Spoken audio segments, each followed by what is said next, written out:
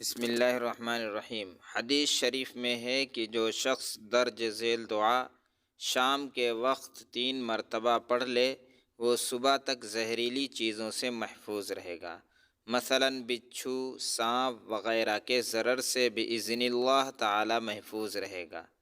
اسی طرح اگر شام کو پڑھ لے تو صبح تک محفوظ رہے گا۔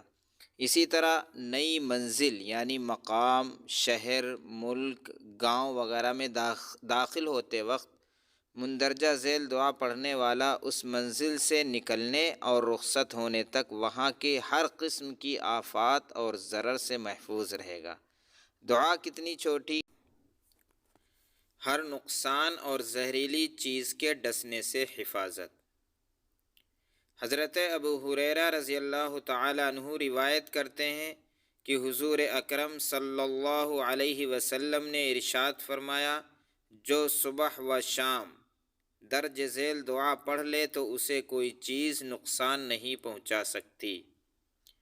ایک دوسری روایات میں بستر پر جاتے وقت پڑھنے کا بھی تذکرہ ہے، جس کا فائدہ یہ ہے کہ اس وقت پڑھ لینے سے ہر زہریلی چیز کے ڈسنے سے حفاظت ہوگی۔